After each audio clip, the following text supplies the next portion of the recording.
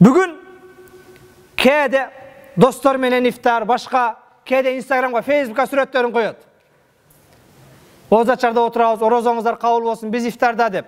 Кээ бирөөлөр достор менен, кээ бирөөлөр кошуналар менен, кээ бирөөлөр жарым жылаңач аяштары менен, классташтары менен, коллектив менен жаңы жыл тоскондо ифтар тосуп калдылар.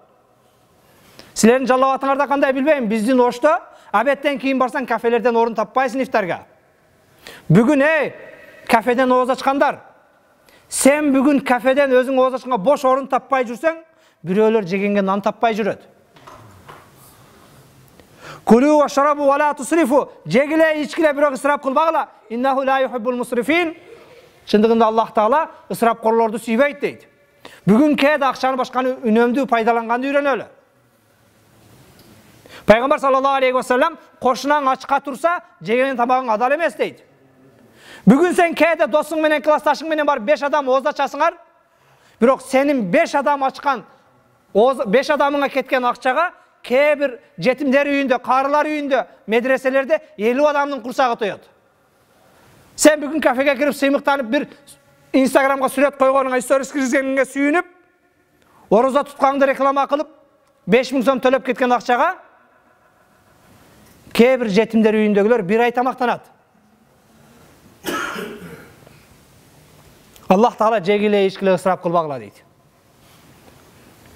Абу Дарда радиаллаху таала анху кийим алайын деп барасам, алдымдан Абу Зар ал-Гыффари чыкты дейт. Абу Зар ал-Гыффариге кийим алганы баратам десем, канчага кийим аласың дедиле, 10 дирхамга алам дедим дейт. Абу Зар ал-Гыффари базарды жакшы түшүнөт эле дейт. 10 дирхам кайым адам кийим алабы деди дейт. Билбесем кийим кымбат болсо керек да дедим, базарга барбаган жарым дейт. Жүр, мен сага кийим алып берем деди да дейт. Элчити барып 4 дирхамга кийим алып берди дейт. 4 дирхамга кийим алып берди дейт. Сүйүндүм, 6 дирхам жаныма калды дейт. Кайра келсем, жолда бир тизеси ачык киши олтуруптур дейт. Авратыңды жаппайсыңбы дедим дейт. Кийимим жок, кийимим болсо жабамбы дедиле. Жаңы сатып алган кийим чечип бердим дагы. Кайра жанакы жерден барып, жанакы точкадан дагы 4 дирхамга дагы жаңысын алып кийип алдым дейт. 8 дирхамга бирөөдү да кийиндим, өзүм да кийиндим, дагы 2 дирхам ашып калды дейт. Кайра келсем, дагы бир бала ыйлап олтуруптур дейт. Не ыйлайсың десем, мен паланчанын кулумун, чыныга май алып кел деп жөнөттү эле, колумдан чыны түшүп кетип сынып калды. Азыр үйгө барсам, мени кожоюн азаптайт, кыйнайт. Чынысыз, майсыз бара албаймын дейт. Жүр, анда мен неме кылам деп барып базардан май менен чыны алып бердим дагы. Бар эми алып барып бер кожоюнуңа десем, мени менен кошо барып кожоюнума айтып кой. Кечиккеним себебин сен түшүндүрүп кой, ал менин туура эмес, түшүнүп мени азаптабасын. Чынысын сындырып койгон экен, мен жаңы май, жаңы чыны алып бердим. Муну урушпа деп айтып кой дедиле. Абу Дарда макул деп кошулуп бардым дейт. Барып эшигин такылдаса, кел Абу Дарда деп мени таанып жүгүрүп чыкты дейт.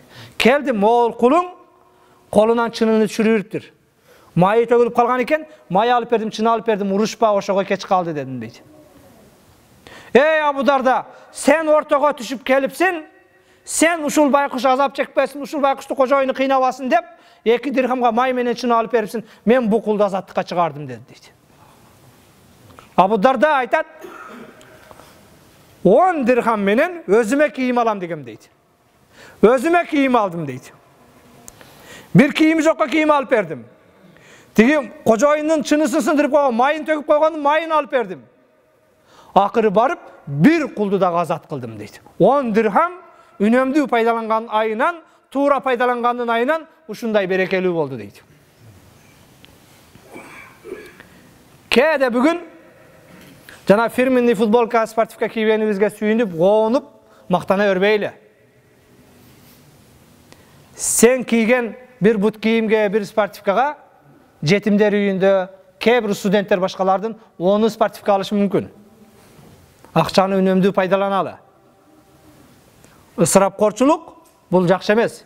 Иннал мубаззирина кана ихвани шаятин. Ысырапкорлор шайтандын бир тууганы дейт Аллах Таала кереметтүү Кур'анда.